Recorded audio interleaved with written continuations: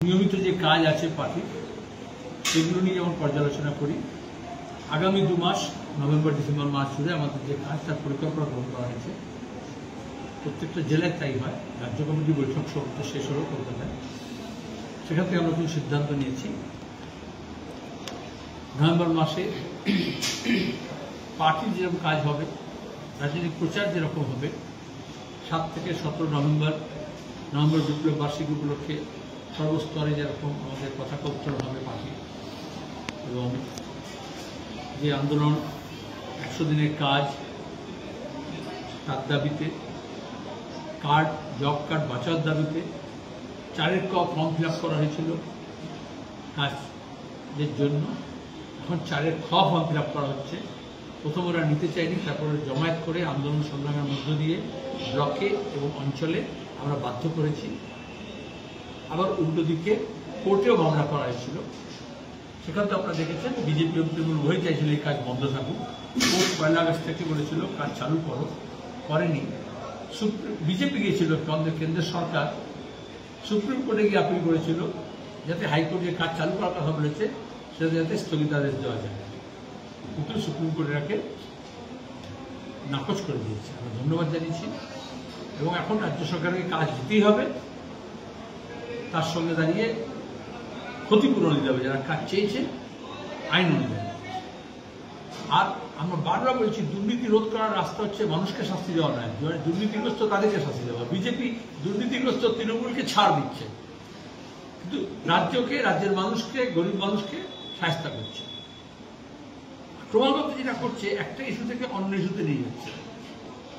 এখন যখন মানুষ কাজ চাইছে, আবাসন চাইছে, রাস্তাঘাট চাইছে, উত্তরবঙ্গের মানুষ, গঙ্গা ভাঙনের শিকার মানুষ ত্রাণ চাইছে, পুনর্বাসন চাইছে, বাসযোগ্য জমি চাইছে, ঘর চাইছে, সরকার তখন এখন কেন্দ্র সরকার মিলে বলেছে রাজ্য সরকার সঙ্গে এখন এসআইআর করতে হবে।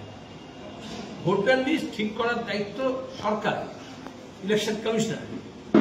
রাজ্য সরকারের কর্মীদের নিয়ে ইলেকশন কমিশন এই কাজটা করে। এর আগে 2002-তে হয়েছে এসআইআর, এত হয়েছে, এত আত্মহত্যা হয়েছে, এত সাম্প্রদায়িক উস্কানি হয়েছে, এত সব জেহাদি, রোহিঙ্গা, বাংলাদেশি, অনুপ্রবেশকারী, উদ্বাস্তু, হিন্দু মুসলমান এগুলো এসছে। কারণ সংবিধান অনুযায়ী সবার ভোট অধিকার আছে। দক্ষিণপন্থীরা চায় না সবার সব অধিকার থাকে। তারা কাজের অধিকার কেড়ে নিচ্ছে, জমির অধিকার কেড়ে নিচ্ছে, শিক্ষার অধিকার কেড়ে নিচ্ছে, এক জায়গা থেকে অন্য জায়গায় যাওয়ার অধিকার কেড়ে নিচ্ছে।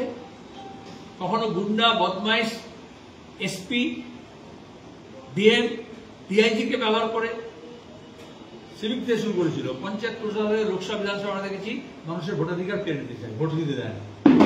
ভোট দিলে ভোটে কারচুপি করে, তাতে ইলেকশন কমিশন পর্যন্ত যুক্ত হয়েছে। আমরা মুর্শিদাবাদ থেকে মহারাষ্ট্র, হরিয়ানা, ডামনগর থেকে তোমার গিয়ে দিল্লি পর্যন্ত দেখেছি। যখন নিরপেক্ষভাবে কারচুপিহীন সুস্থ নির্বাচন করার কথা, তখন সবটা ভোটার লিস্টের মধ্যে দিচ্ছে। ভোটার লিস্ট কে করেছিল? আপনি করেছিলেন না আমি করেছিলাম? ভোটার লিস্ট করেছিল ইলেকশন কমিশন। আমরা দেখাচ্ছি কত লক্ষ ভোটার আছে যারা মৃত, তাদের ভোট রেখে দিয়েছে।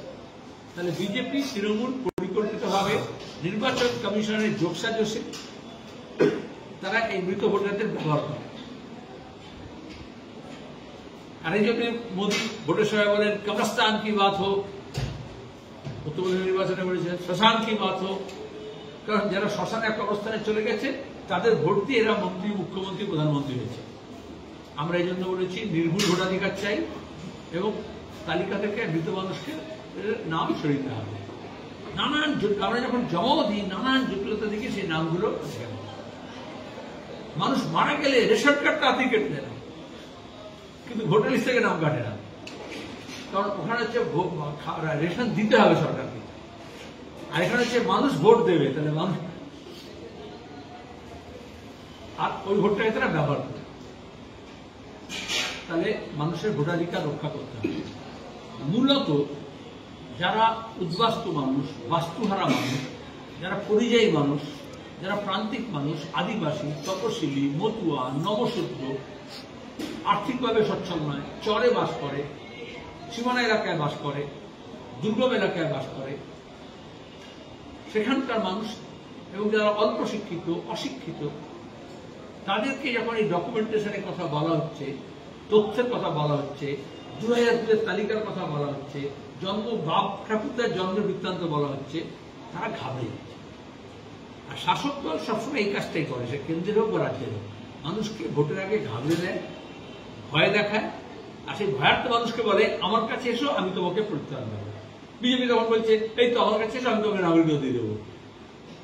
এই ধাক্কা কত ভোটও দিয়েছিল, কটা নাগরিক দিয়েছে? আর ভোটাধিকারের সঙ্গে নাগরিকতার সম্পর্ক কি? ভোটার লিস্টের নাম তো নাগরিকপঞ্জি নয়। তাহলে যে নাগরিকপঞ্জি করতে চেয়েছিল, যারা সেন্সাস করেনি, জনগণনা করলো না, তারা নাগরিকপঞ্জির কথা বলছে। সেই বলেছিলেন অমিত শাহ, ক্রোনোলজি সাজিয়ে প্রথমে জনগণনা হবে, তারপরে ন্যাশনাল পপুলেশন রেজিস্টার হবে, তারপরে সিএ হবে, তারপরে এনআরসি হবে, ক্রোনোলজি সাজিয়ে। তারা ক্রোনোলজির প্রথমটা জনগণনা এখনো হলো না। এনআরসি করতে গিয়ে মুখ চুবড়ে করেছে সরকার, করেন। সিএ বলে যে প্রলোভন দেখিয়েছিল, হাজার লোককে নাগরিকতা দিয়েছে, কাকে দিয়েছে? ভোটের সময় গত লোকসভা নির্বাচনের আগে একটা বিজ্ঞাপন দিয়ে প্রথম পাতায় কোটি কোটি টাকা খরচা করে বললো 4 জনকে না 16 জনকে দিয়েছি।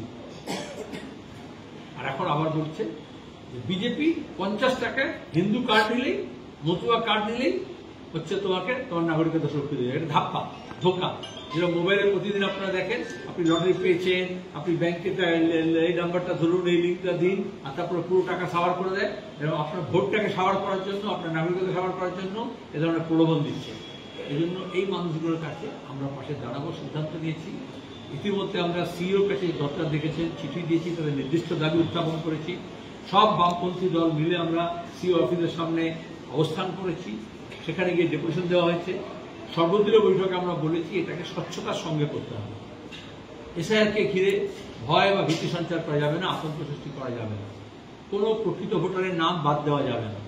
আর নতুন যে ছেলেপুলের নাম, যাদের নাম নেই, যারা প্রাপ্তবয়স্ক হয়েছে, 18 বছর হয়েছে, তাদের নাম যুক্ত করতে হবে। এটা আমরাই বলতে পারি, কারণ 18 বছরের ভোটাধিকার বামপন্থীরাই প্রথম এদেশে দেয়।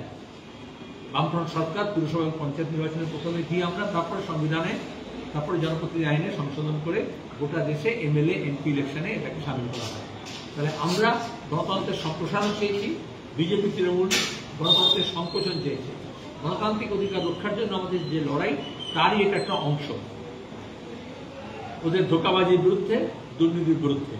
এবং সরকারকে যেমন পুলিশকে ব্যবহার করেছে, যেমন প্রশাসনকে ব্যবহার করেছে, সব নির্বাচন কমিশনকে, রাজ্য নির্বাচন কমিশনকে ব্যবহার করেছে, এখন যাতে কেন্দ্র নির্বাচন কমিশনকেও সংকীর্ণ রাজনৈতিক স্বার্থে ব্যবহার না করে, তার জন্য আমাদের সজাগ এবং সতর্ক থাকতে হবে।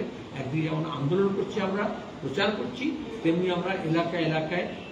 এই ভিডিওটিকে লাইক করুন, আপনার গুরুত্বপূর্ণ মতামত কমেন্টের মাধ্যমে আমাদের জানান, এবং আমাদের চ্যানেলের ভিডিও সবার আগে দেখার জন্য ইউটিউবে গণশক্তিকে সাবস্ক্রাইব করুন, ফেসবুকে ফলো করুন এবং শেয়ার করুন আপনার পরিচিতদের মধ্যে।